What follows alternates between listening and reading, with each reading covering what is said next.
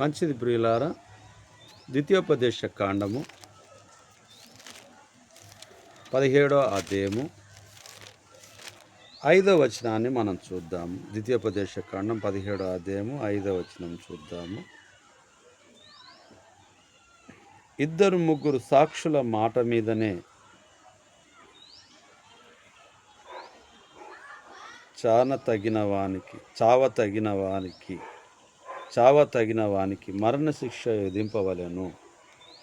ఒక్క సాక్షి మాట మీద వానికి విధింపకూడదు. వాని చంపుటకు మొదట సాక్షులను, తర్వాత జనులందరూ వాని మీద చేతులు వేయవలెను. అట్లు నీ మధ్య నుండి ఆ చెడుతనమును పరిహరింపవలెను. ఇక్కడ మనం ఆలోచన చేసినప్పుడు రెండవ వచనం నుంచి మనం చూస్తే, నీ దేవుడైన యెహోవా నిబంధనను మీరి ఆయన దృష్టికి చెడు దానిని చేయుచు నేనిచ్చిన ఆజ్ఞకు విరోధముగా అన్ని దేవతలకు అనగా సూర్యునికైనను చంద్రునికైనను ఆకాశ నక్షత్రంలోని దేనికైనను నమస్కరించి మొక్కు పురుషుడే గాని స్త్రీయే గాని నీ దేవుడైన యెహోవా నీకిచ్చుచున్న నీ గ్రామములలో దేని యందైనను నీ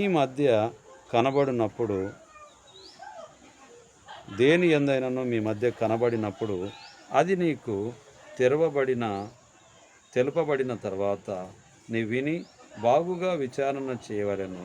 అది నిజమైన ఎడల అనగా అట్టి ఏ క్రియలు ఇశ్రాయేలీలలో జరిగి ఉండుట వాస్తవమైన ఎడల ఆ చెడ్డ కార్యములు చేసిన పురుషునికి కానీ స్త్రీనికి కానీ నీ గ్రామంలో వెలుపలకు తీసుకొని పోయి రాళ్లతో చావగొట్టవలెను.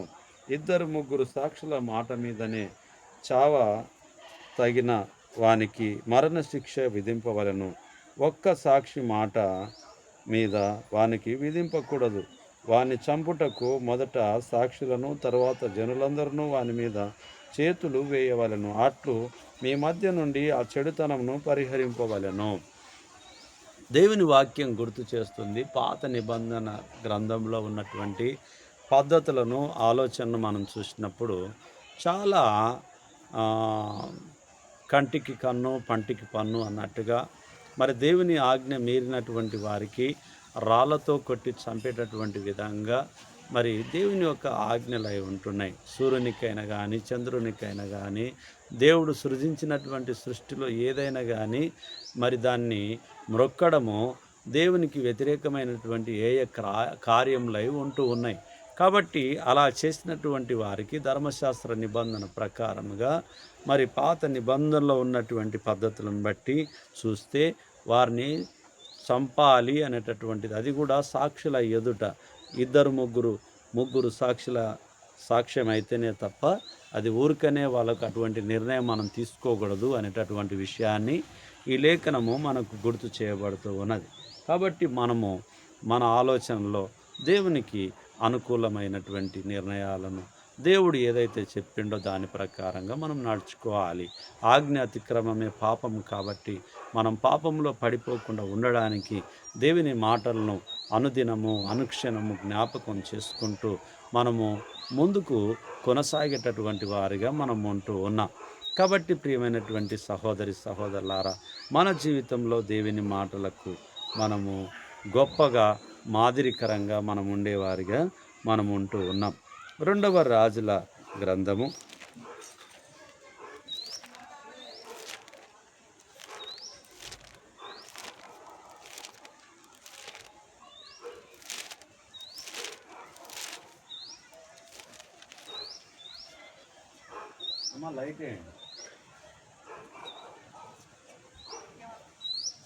2వ రాజుల గ్రంథము 3వ అధ్యాయము 10వ వచనాన్ని చూద్దాం. 3వ అధ్యాయం 10వ వచనం. ఇశ్రాయేలు రాజు కటకట ముగ్గురు రాజులమైన మనలను మోయాబీల చేతికి అప్పగింపవలెనని యెహోవా మనలను పిలిచెనుగా యెహోషాపాతు అతని ద్వారా మనము యెహోవా యొద్ద విచారణ చేయుటకు యెహోవా నా ప్రవక్తలలో ఒకరినైనను ఇచ్చుట లేడా. ఇక్కడ మనం ఆలోచన చేసినప్పుడు దేవుని మాటను మనం చూస్తే మరి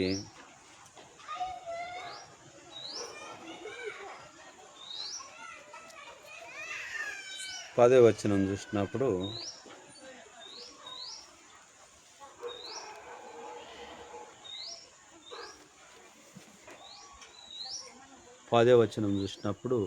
ఇశ్రాయేలు రాజు కటకట ముగ్గురు రాజులమైన మనలను మోయాబీలని చేతికి అప్పగింపవలెనని యెహోవా మనలను పిలిచెనుగా. యెహోషాపాతు అతని ద్వారా మనము యెహోవా యొద్ద విచారణ చేయుటకు యెహోవా ప్రవక్తలలో ఒకడైనా ఇచ్చట లేడా అని అడిగెను.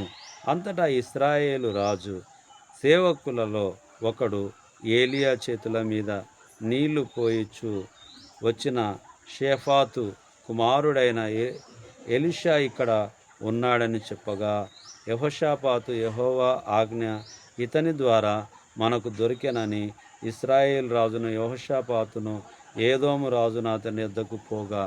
ఇక్కడ ఇది పరిపూర్ణంగా మనకు అర్థం కావాలంటే దేవుని యొక్క వాక్యాన్ని మనము గుర్తు చేసుకుంటే ఈ మాటల్ని ఇశ్రాయేలీలలో యెహోరాము దుష్ట పాలన గురించి, అలాగనే మోయాబు రాజైన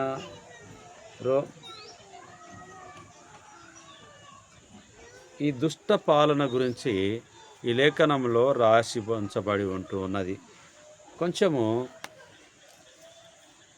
వీటిని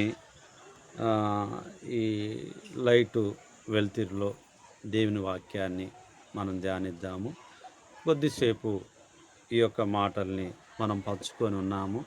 ఒకవేళ ఇందులో అటువంటి మనం చదువుకున్నటువంటి భావంలో ఏదైనా అక్షర దోషం కలిగి ఉన్న ఎడల, నేను చదివినప్పుడు అది నాకు కనిపించకపోయి ఉన్న ఎడల దయతో నన్ను క్షమించమని, అలాగునే ఈ వాక్యాన్ని మళ్ళీ నేను కొనసాగించడానికి ఈ లైట్ ఉన్నటువంటి చోటుకు నేను ముందుకు వెళ్ళడానికి వెళ్తూ ఉంటున్నాను.